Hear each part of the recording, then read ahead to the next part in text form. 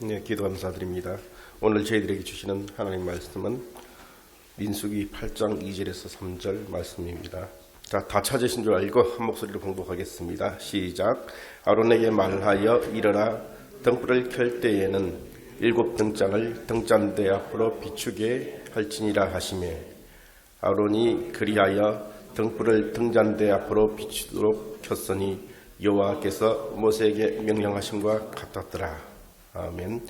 중앙을 향해 타오름으로써 세상을 비추는 빛이라는 제목으로 차명근 목사님께서 말씀을 전해드리겠습니다. 네, 구약 시대 그 이스라엘 백성들의 그 성막에는 여러 그 성물들이 있었는데 그 중에 오늘 등잔대에 대해서 함께 나누고자 합니다. 이 등잔대에 누가 불을 붙였습니까? 제사장이 불을 붙였습니다. 그리고 제사장은 그 불이 꺼지지 않도록 하였습니다. 인간이 불을 붙이면 혹 꺼지게 할 수도 있겠지만 이 제사장은 예수님을 상징하죠. 오늘날 우리에게 이 불을 밝히시는 제사장이신 예수 그리스도는 결코 여러분 안에 있는 그 빛을 꺼뜨리지 않을 것입니다. 이 불은 등잔대에 붙은 이 불은 어둠에 휩싸인 온 이스라엘을 비추었고 성막을 환하게 비추었습니다. 이 등잔대는 그 의미가 중의적인데요. 첫째는 어둠 가운데 있는 우리를 비추는 진리의 예수 그리스도를 나타냅니다. 그리고 둘째는 그 빛을 품게 된 교회인 여러분을 나타냅니다. 이 등잔대의 모습을 그림으로 한번 보겠습니다. 네, 여기에서 예수님과 또 여러분 자신이 보이십니까? 너무나 아름답고 밝죠. 아래에 받침대가 있죠. 그리고 중앙 줄기가 있습니다. 그리고 3개씩 줄기가 이제 옆으로 뻗어 있습니다. 줄기는 살구나무 열매로 장식이 되어 있습니다. 이 살구나무는 죽은 듯한 겨울을 지나고 유대에서 봄에 가장 먼저 꽃을 피우는 나무입니다. 예수님의 부활을 나타내죠. 이 등잔대의 의미를 알고 바라보는 자의 삶에 하나님께서 부활의 삶을 살게 하실 줄로 믿습니다. 이 등잔대를 어떻게 만들었는지를 한번 보겠습니다. 민수기 8장 4절입니다.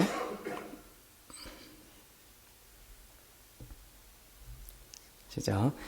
이 등잔대의 제작법은 이러하니 곧 금을 쳐서 만든 것인데 밑판에서 그 꽃까지 쳐서 만든 것이라. 모세가 여호와께서 자기에게 보이신 양식을 따라 이 등잔대를 만들었더라. 이 등잔대 제작법은 이러하니 하면서 곧 금을 쳐서 만들었다고 되어 있죠. 1 달란트의 순금이 필요합니다. 이 순금으로 만들었습니다. 순금은 예수님이죠. 예수님이 광야에서 사탄에게 시험을 받으신 이유는 그분이 모든 면에서 완전하신 순금이라는 것을 선포하기 위해서입니다. 이처럼 1 달란트에 예수님을 나타내는 이 순금이 필요합니다. 이 순금 1 달란트로 등잔대를 만들었습니다. 그런데 그 만드는 제작법이 어떤 형틀 같은 데 부어서 이제 주조하는 방식으로 만들지도 않았고 받침대 따로, 줄기 따로, 가지 따로 이렇게 만들어 가지고 그것을 이렇게 결합하거나 붙인 것이 아닙니다.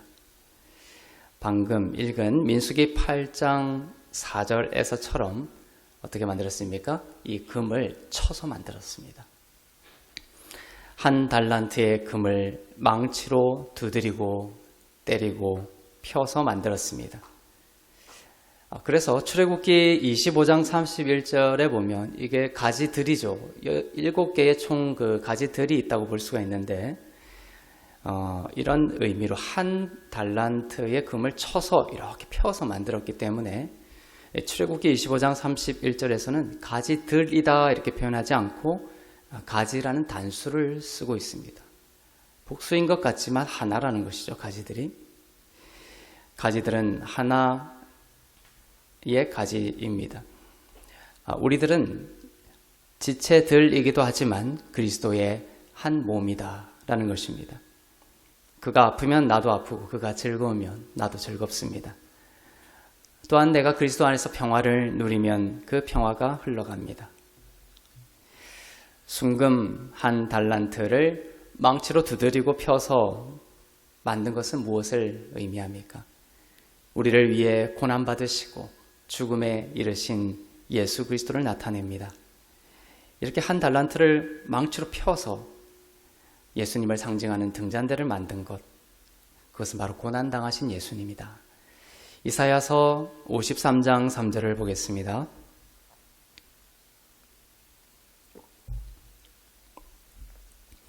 시작.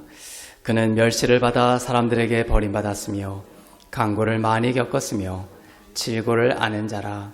마치 사람들이 그에게서 얼굴을 가리는 것 같이 멸시를 당하였고 우리도 그를 귀히 여기지 아니하였도다. 멸시를 당하였고 우리도 그를 귀히 여기지 않았다. 그분은 멸시를 받았고 버림받았고 고난을 많이 당했습니다. 사람들이 그분을 향하여 그분이 얼마나 비참한 참혹한 그 고난의 길을 갔는지 사람들의 얼굴을 가릴 정도였다고 돼 있죠. 차마 볼 수 없을 정도로, 눈 뜨고는 볼 수 없을 정도의 무시와 멸시와 고난을 받았던 것입니다. 그리고 이렇게 되어 있습니다. 우리도 그를 귀하게 여기지 않았다. 성경은 우리가 우리의 또 형제와 자매를 무시하고 멸시하는 것이 또한 예수 그리스도를 멸시하는 것이라고 말씀하고 있습니다. 우리는 예수님을 멸시했고 또한 형제와 자매들을 무시함으로써 또한 예수님을 멸시했던 것입니다. 순수하신 금이신 예수님이 망치질을 당하여 등잔대로 만들어졌습니다. 방금 보았듯이 너무나 아름다운 등잔대가 만들어졌습니다. 그러나 그 과정에서 예수님은 그의 핏값을 치르셔야 했던 것이죠. 예수님은 고통과 고난과 멸시와 죽음이라는 값을 치르셔야 했던 것입니다. 그리고 살구나무가 나타내듯이 그 고난과 죽음에서 부활하셔서 빛나고 아름다운 금 등잔대가 되셨습니다. 그런데 예수님 혼자 이 아름다운 등잔대가 되신 것이 아니라 바로 우리와 함께 등잔대가 되었습니다. 그래서 아까 본 그 금 등잔대는 예수님의 찬란한 모습이기도 하고 또한 그리스도 안에 있는 여러분의 모습이기도 합니다. 우리가 당해야 하는 멸시와 고통과 죽음을 대신 당하셨고 우리를 품고 우리와 함께 등잔대가 되셨습니다. 예수 그리스도를 믿는 여러분은 너희는 세상의 빛이다 라고 하신 말씀처럼 세상을 비추는 아름다운 등잔대와 그 위의 등불이 되었습니다. 여러분이 얼마나 빛나는 존재인지를 알아야 합니다. 등잔대에 불을 밝히는 제사장 예수 그리스도로 인해 여러분 안에 있는 그 빛은 결코 꺼지지 않을 것입니다. 사단은 그 빛을, 여러분 안에 있는 그 빛을 꺼뜨리려고 할 것입니다. 온갖 참소와 온갖 조롱과 온갖 속임수로 여러분의 그 빛을 꺼뜨리려고 할 것입니다. 여러분 마음에 죄가 올라오죠. 또 우리가 살펴봤던 그 육신의 어찌할 수 없는 죄들 때문에 우리가 고통스러워합니다. 사단은 그것을 확 잡아서 기회로 노립니다. 그것이 올라오게 하여 그것을 여러분과 동일시하여 그것이 예수 그리스도의 십자가로 끊어졌음에도 불구하고 계속 여러분의 마음으로 하여금 그 죄와 그 육신의 죄들이 바로 너 자신이다. 그 어두운 너 자신이다.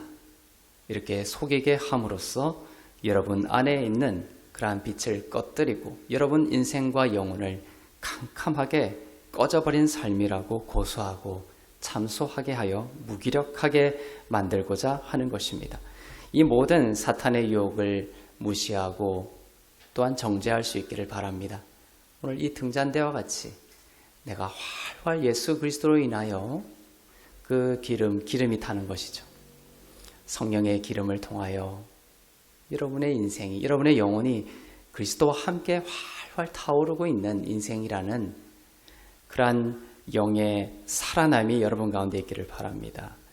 모든 그 타오름을 통하여 여러분 안에 있는 절망이 태워지고 여러분 안에 있는 모든 어둠이 태워지고 모든 염려와 걱정과 미움이 다 그 타오르는 불 안에서 다 제거되고 사라지기를 축복합니다.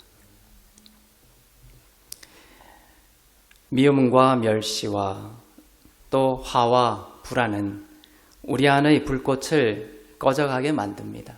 그렇지만 그분의 임재를 통한 용서와 결코 정죄 없음과 사랑과 평화와 안식은 우리 안에 두신 그 불꽃이 활활 타오르게 하고 세상을 비추게 합니다. 오늘 특별히 주목하고자 하는 것은 등잔대 위에 그 등불이 이제 어떻게 등불을 켜서 어떤 식으로 밝히는지에 대한 그 방식에 대한 것을 특별히 나누고자 합니다. 민수기 8장 2절을 보겠습니다.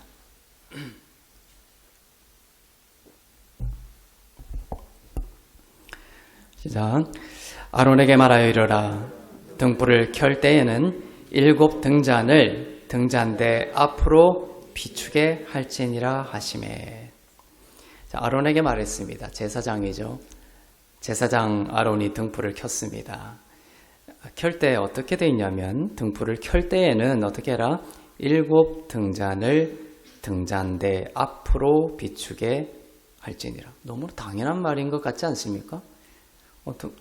등잔을 7 등잔을 등잔대 앞으로 비추게 하라. 우리말로 이렇게 읽으면은 이제 자꾸 구체적으로 만져지지 않지만 이 7 등잔을 등잔대 앞으로 비추게 한다는 뜻은 무엇인가? 단순히 등잔대 불을 이렇게 밝혀서 이렇게 앞으로 비춘다는 그런 의미가 아닙니다. 이 안에는 세상의 빛이신 예수 그리스도 중심성이 선포되어 있습니다. 등잔대 앞으로라는 표현은 히브리어 원문으로 파님 메노라입니다. 파님 메노라. 아까 그 보신 등잔대 있죠? 그 이름을 이제 히브리어로는 메노라라고 합니다. 근데 그 앞에 파님이 붙어 있습니다. 파님은 얼굴이라는 뜻입니다. 얼굴 메노라 이런 거죠. face 이런 뜻이죠. 그래서 킹 제임스 버전에 의하면 이 등잔대 앞으로 비추라 이것을 against menorah 이렇게 번역을 하고 있습니다. against menorah. 그러나 이것은 원문의 취지와 어쩌면은 정반대의 번역일 수가 있습니다. 파님이라는 것은 얼굴이라고 했죠. 민수기에서 모세가 바위를 쳐서 이제 그 바위에서 물이 나오게 하는 장면이 있죠. 그때 모세가 그 심판의 지팡이로 바위를 치는데 그 바위의 원문이 뭐냐면 파님입니다. 모세의 율법의 지팡이로 정죄당하시고 맞으시는 예수 그리스도의 얼굴을 나타내기 위해서죠. 예수님은 십자가를 지실 때 얼굴에 침을 뱉음을 당하시고 얼굴에 채찍질을 당하셨어요. 모세의 지팡이로 바위를 친 것은 바로 십자가에서 고난당하시는 예수님을 나타냅니다. 그때 그 바위가 파님입니다. 예수님이 그 얼굴이 채찍질 당하시자 그 바위에서 생수가 터져나왔어요. 물이 터져나왔고 백성들이 먹고 살았습니다. 예수님이 채찍질 당하심으로 우리가 나음을 입고 살아나게 된 것을 나타내죠. 파님은 예수님의 얼굴을 나타내고 있습니다. 그래서 이 파님이 메노라 앞에 붙어 있습니다. 파님 메노라. 파님 메노라. 그래서 이 파님이라는 용어는 빛 대신 예수 그리스도의 얼굴을 나타내고 예수 그리스도의 임재를 나타냅니다. 그래서 파님 메노라라는 원문은 against 메노라가 아니라 오히려 toward 메노라. toward 메노라. 메노라를 향하여라는 의미로 번역이 되어야 하는 것이죠. 그래서 영어로 번역을 올바르게 더 하려면 toward 메노라. 메노라를 향하여 그 등불을 켜라. 이렇게 이제 번역이 돼야 되는 것이죠. 실제로 이 원문에 따라서, 이 원문의 본질적인 의미를 따라서 제사장들은 등잔대의 등불을 어떻게 했냐면 파님, 그 등잔대 7개가 있죠. 그 안에서도 가장 중심에 계신 중심에 예수님이 계시거든요. 중심이 예수님을 상징하거든요. 그래서 그 중심을 향하여 제사장들이 불을 밝혔습니다. 무슨 의미냐면 불을 밝히려면 뭐가 필요합니까? 심지가 필요하죠. 각 그 촛대 맨 위에 등잔대 맨 위에 심지가 있습니다. 그리고 기름이 들어가 있는데 그 심지가 이제 기름에 들어가 버리면 불이 꺼져 버리죠. 그래서 제사장들은 항상 그 살펴서 그 심지가 기름에 빠지지 않도록 항상 이렇게 올렸어요. 그리고 그 심지의 방향이 중요합니다. 그래서 파님 메노라라는 뜻처럼 좌우에 있는 그 6개의 등불의 심지를 아무렇게나 켠 것이 아닙니다. 그 심지를 중앙을 향하여 놓게 되어 있었어요. 그 심지를 밖으로가 아니에요. 어게인스트가 아닙니다. 중앙을 향하여 그 심지를 놓았고 그 심지가 중앙을 향하여 타오르게 함으로써 결국은 성막과 온 세상을 비추게 하였던 것입니다. 어떻게 온 세상을 비추나, 어떻게 이 등잔대는 빛을 밝히나 라는 것을 보여줍니다. 바로 우리가 어떻게 이 빛을 밝히느냐에 대한 방식을 말하고 있죠. 등잔대 자체가 예수 그리스도이시기도 하지만 성경은 7개의 그 촛대들, 그 촛대들이 교회이며 그 촛대들의 중심에 예수께서 임재하시는 모습으로 또 표현하기도 합니다. 그래서 교회를 상징하는 모든 성도들이 가운데 계신 예수 그리스도를 모든 면에서 향하도록 명하고 계신 것입니다. 요한계시록 1장 12절, 13절을 보겠습니다.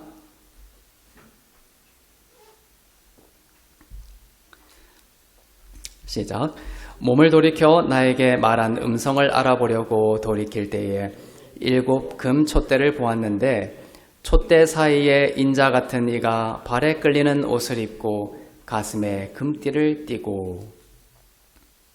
사도 요한이 환상 중에 본 부활하신 예수님의 모습입니다. 음성이 들렸어요. 세례 요한이 아니죠. 사도 요한이 뒤를 돌아봤습니다. 환상 중에 무엇을 보았습니까? 7 금 촛대를 보았습니다. 아까 본 그 촛대를 보았습니다. 그 등잔대의 7가지를 말하죠. 7 촛대는.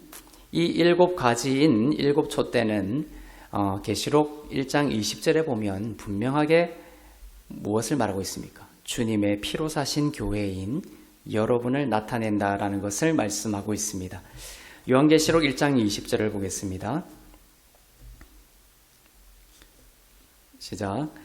내가 본 것은 내 오른손에 7 별의 비밀과 또 7 금 촛대라. 7 별은 7 교회의 사자요 7 촛대는 7 교회니라. 그 7 별은 7 각 교회의 담임 목사를 말한다고 볼 수가 있습니다. 그리고 7 촛대는 7 교회를 나타내고 있다고 하죠. 그 촛대, 7개의 그 줄기에서 뻗어나온 그 촛대는 교회를 나타낸다 라고 말하고 있습니다. 인자 같은 이가 발에 끌리는 옷을 입고 촛대 사이에 계시는 모습을 사도 요한은 보았습니다.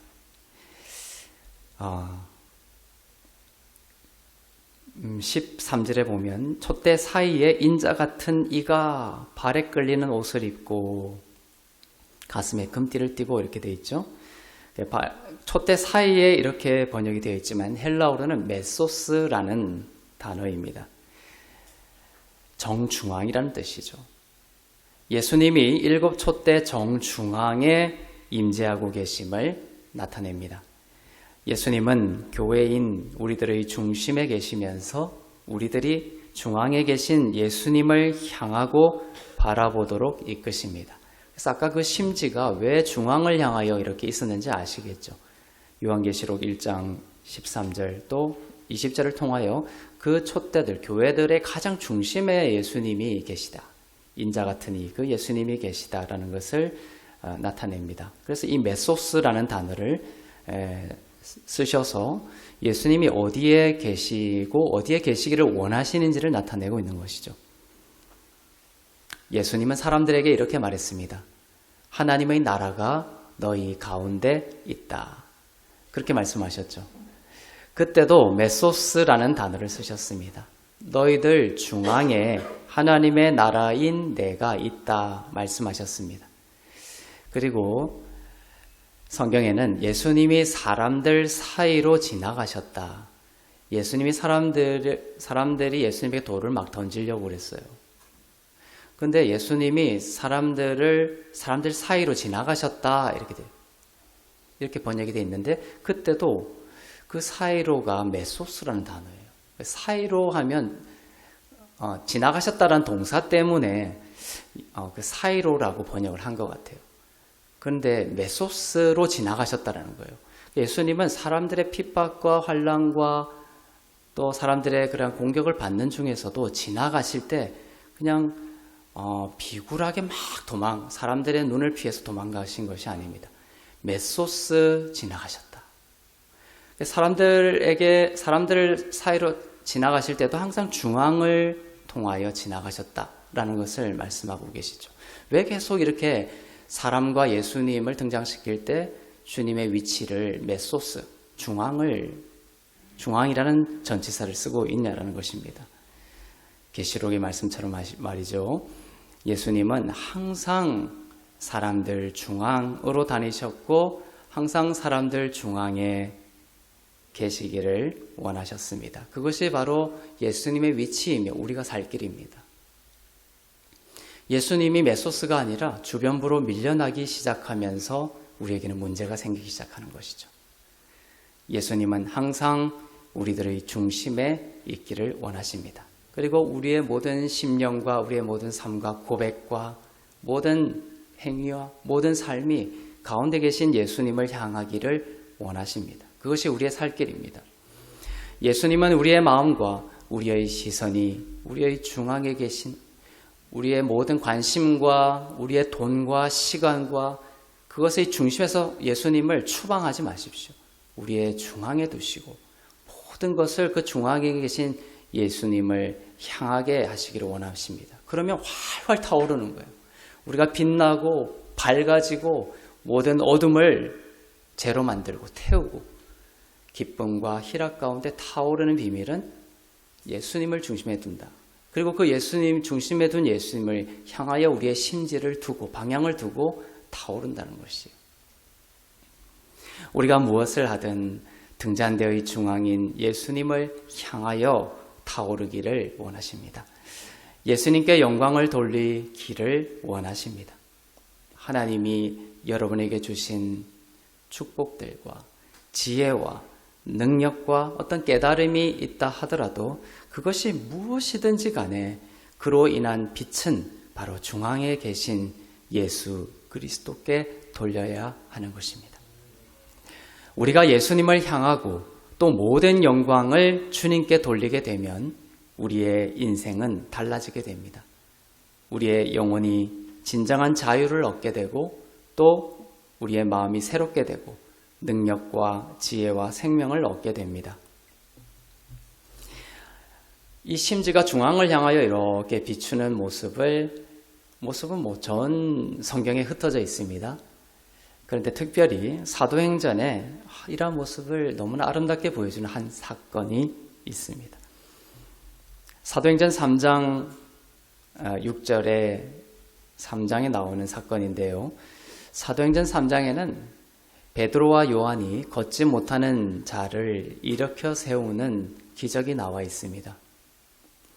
베드로와 요한이 성전을 향해 가던 길이었습니다. 성전 미문 앞에 태어날 때부터 절름발이인 사람이 이 베드로와 요한 두 제자에게 무엇을 했습니까? 금과 은을 달라고 구걸했습니다. 그때 베드로가 이렇게 말했습니다. 사도행전 3장 6절부터 9절을 보겠습니다.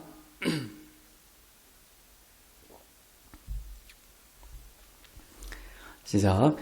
베드로가 이르되 은과 금은 내게 없거니와 내게 있는 이것을 내게 주노니 나사렛 예수 그리스도의 이름으로 일어나 걸으라 하고 오른손을 잡아 일으키니 발과 발목이 곧 힘을 얻고 뛰어 서서 걸으며 그들과 함께 성전으로 들어가면서 걷기도 하고 뛰기도 하며 하나님을 찬송하니 모든 백성이 그 걷는 것과 하나님을 찬송함을 보고. 너무나 잘 알고 있는 사건입니다. 은과 금은 은과 금을 정말 줄 수도 있었겠죠. 사도 베드로와 요한이. 그러나 그의 마음과 영혼의 삶에 무엇이 중심인지를 보여주고자 하는 것입니다. 은과 금을 줄 수도 있었지만 이 사람에게 진정 필요한 것은 예수였습니다. 영혼이 죽은 상태로 금과 은을 막 줬어요. 막 퍼줬습니다. 그렇지만 영혼이 죽은 상태로 있다면 받은 은과 금을 다시 탕진하고 여전히 낙심과 소망 없음 가운데 구걸하는 그러한 인생에 앉아 있게 되는 것이죠. 그것이 아니라 정말 베드로와 요한은 이 사람을 보면서 영적으로 바라보는 것이에요. 예수를 만나고 이 사람이 예수를 만나고 예수를 통해 영이 거듭나고 예수를 향하여 그 삶이 불타오르고 성령이 내주하고 영과 혼과 육이 새롭게 되는 온전한 변화가 이 사람에게 진정으로 필요하다는 것을 알았던 것이죠. 이 사람은 공동체와 분리된 상태로 성전 앞에서 구걸하고 있었습니다. 공동체와 분리되어 있었어요. 그러나 공동체와 분리된 삶이 아니라 영혼육이 회복이 되어 이 사람이 나중에 어떻게 됩니까? 성전도 들어가게 되죠. 이것은 회복이 되어 공동체로 들어간다는 의미를 가지고 있습니다.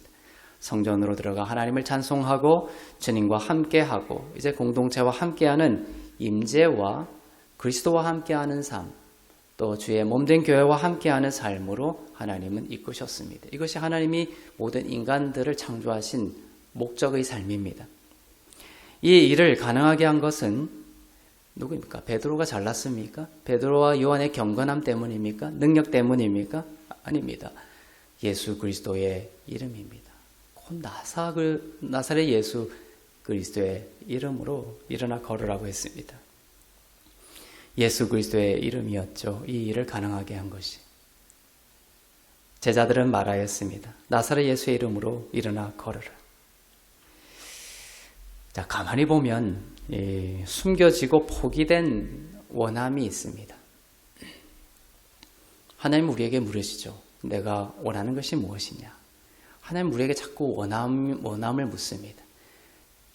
어떤 철학이나 어떠한 종교에서는 모든 원함이 불행의 원인이라고 가르치죠.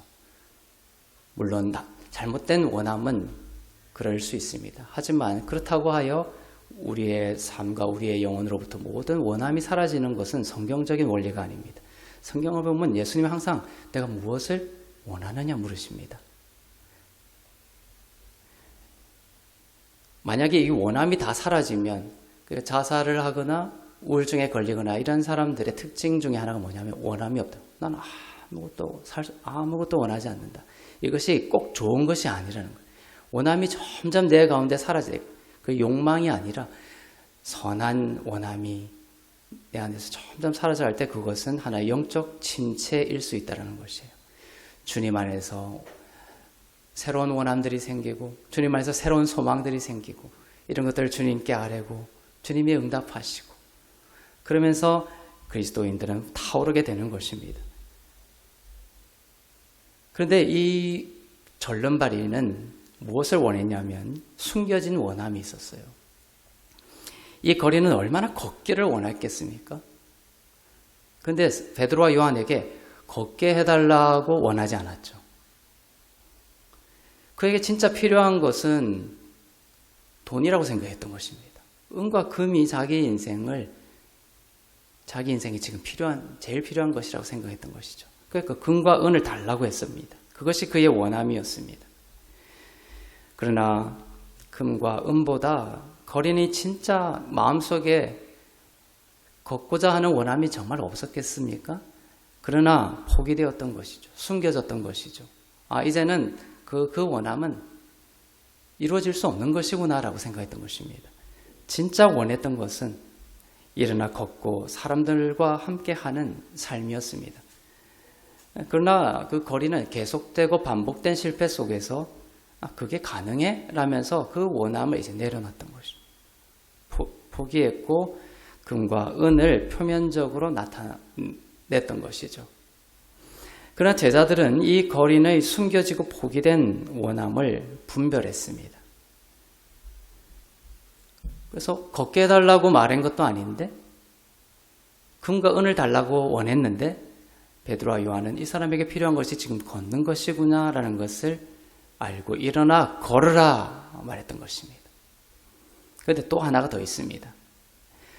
이 거린이 또 나타내지 않은 이것은 정말로 그가 그냥 원했지만 숨기고 포기했던 게 아니라 정말로 그냥 무지 가운데 정말 내 인생에 진짜 필요한 것이 무엇인지를 알지 못함으로 인해서 원하지 않았던 것이 있습니다. 그것은 바로 그의 영혼의 부활입니다. 어둡고 절망뿐이고 죄의식과 무가치함에 사로잡힌 자신의 영혼이 이 굴레에서 해방되는 것이었던 것이죠. 제자들의 참 분별은 이것입니다. 이 거린에게 참으로 필요한 것은 예수 그리스도이고 이 사람이 예수 그리스도를 바라보며 그분과 함께 살아가는 것, 타오르는 것, 그것이 이 사람에게 진짜 필요한, 근본적으로 필요한 것임을 분별했습니다. 그런데 이 거린에게만이 아니죠. 이 세상의 모든 사람에게 예수의 이름이 필요합니다. 예수 말고 여러분 무엇을 중심에 두고 살아가고 있습니까?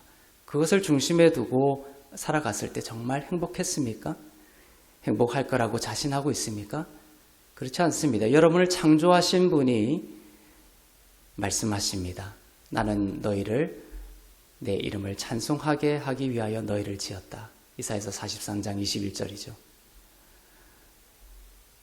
예수님을 중심에 두고 그분을 바라보며 살아가는 것입니다. 모든 면에서 그분께 영광을 돌리며 사는 것입니다. 절망과 낙심과 불안을 선택하는 것이 아니라 예수 그리스도의 빛나는 성품으로 빛나는 것입니다. 하나님 나라의 것들을 선택하며 사는 것입니다. 감사는 이 모든 선물들을 여는 문입니다. 이 거린이 일어나 걷는 것을 보고 사람들은 당황스럽게 했습니다. 베드로와 요한을. 이 거린이 나사렛 예수의 이름으로 걸으라 했을 때 막 걷게 된 거예요. 그래서 막 성전으로 들어가서 찬송하고 춤을 췄습니다. 그랬더니 사람들의 반응은 베드로와 요한을 칭송하기 시작했습니다. 베드로와 요한의 개인의 권능과 경건의 힘에 의해 이 사람이 걷게 된 것이라고 생각하고 베드로와 요한을 칭송했다 이렇게 기록하고 있습니다. 근데 예수님을 믿지 않는 사람이면 사람인들이 자기를 칭송하면 너무 기분이 좋아요. 근데 진정으로 내 중심에 예수님을 내 중심에 둔 사람들은 하나님의 일을 했는데 사람들이 나를 칭송해. 하나님을 칭송하지 않고 나를 칭송하면 마음이 너무 불편한 거예요. 그런 이제 마음의 작용이 있습니다. 사람들이 그렇게 했습니다. 베드로와 요한을 막 칭송했습니다. 그러나 베드로는 그때 분명한 어조로 진리를 밝히고 있습니다. 베드로의 그 심지가 어디를 향하여 타오르고 있는지를 한번 보세요. 자, 사도행전 3장 12절과 16절을 보겠습니다.